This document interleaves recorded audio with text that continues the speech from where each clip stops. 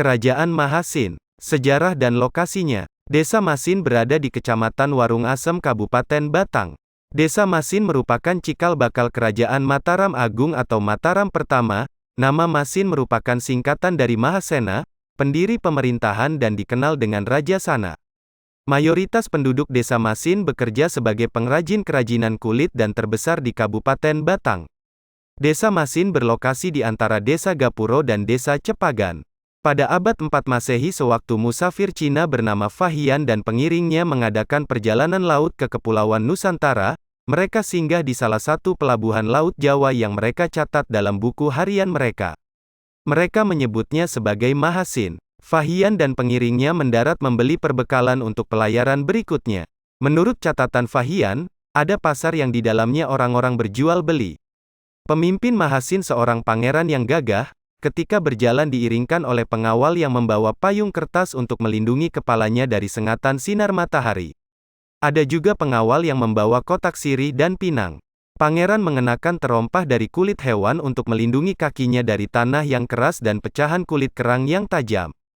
Pangeran menyambut semua orang-orang kapal yang mendarat dengan senang hati termasuk Fahian. Orang-orang yang mendarat juga memberikan hadiah yang menarik kepada Pangeran Mahasin sebagai imbalan kebaikan pangeran kepada mereka. Gambaran Fahian tentang posisi kerajaan Mahasin setelah diteliti oleh para ahli sampai pada suatu kesimpulan bahwa Mahasin terletak di Masin yang sekarang ini. Masin adalah pemendekan ucapan dari Mahasin setelah melewati masa yang sangat lama. Selain itu, di Desa Masin juga pernah ditemukan keramik Cina yang kemungkinan pada waktu itu merupakan barang mewah yang hanya dipunyai oleh keluarga bangsawan Mahasin. Juga kepandaian olah produk kulit yang merupakan keterampilan turun-temurun penduduk Desa Masin, boleh jadi merupakan keahlian yang diturunkan sejak zaman Kerajaan Mahasin. Dari kesaksian Fahian kita jadi tahu bahwa pantai Pulau Jawa di wilayah Kabupaten Batang dahulunya lebih menjorok ke selatan, tidak seperti dalam posisi sekarang. Jika ditarik garis imajiner dari titik pantai ujung Negoro di timur ke barat hingga posisi titik Mahasin, maka akan diketahui bahwa Desa Tegalsari di Kecamatan Kandeman, Kelurahan Sambong di Kecamatan Batang, terus ke tenggara hingga melewati Desa Kalisalak dan Desa Pesaren adalah pantai utara Pulau Jawa.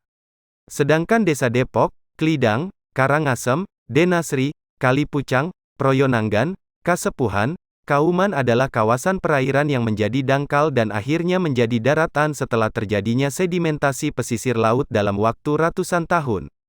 Maka tidak heran kalau di desa-desa yang disebut terakhir itu dalam kedalaman tertentu tanahnya mengandung pasir dan ditemukan cangkang kerang.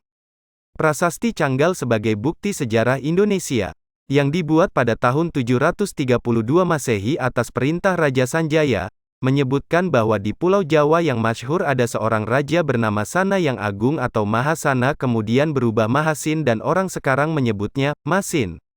Dan berdasarkan prasasti Sojomerto, yang ditemukan di Desa Sojomerto, Kecamatan Reban, dibuat pada abad ke-7 atas perintah Syailendra, seorang raja dari Kerajaan Sriwijaya yang menyerang Pulau Jawa tahun 684 Masehi. Berdasarkan prasasti itu dapat diambil sebuah gambaran bahwa waktu itu Kerajaan Mahasin dengan rajanya Sana diserang oleh Sriwijaya. Sana bersama dengan putra mahkotanya lari ke arah selatan, mendirikan padepokan di Desa Silurah, ditandai dengan adanya situs misterius dengan patung Ganesha dan peninggalan purbakala. Sedangkan Sanjaya sebagai putra mahkota diungsikan ke selatan, di kaki Gunung Merapi, sebagai tempat pelarian. Sampai sekarang situs Silurah ini masih berbau mistis dan menyatakan bahwa pegawai pemerintah dilarang mendekati wilayah tersebut. Di samping patung Ganesha yang terletak di lembah pertemuan antara Sungai Retno dengan Sungai Semilir, masih banyak peninggalan purbakala di Desa Silurah, Kecamatan Wonotunggal ini, seperti lingga dan yoni sebagai lambang kesuburan serta umpak berundak bekas reruntuhan candi. Semoga menambah wawasan, sumber materi dari berbagai sumber. Jangan lupa subscribe channel Ruang Kreasi Mas Damar.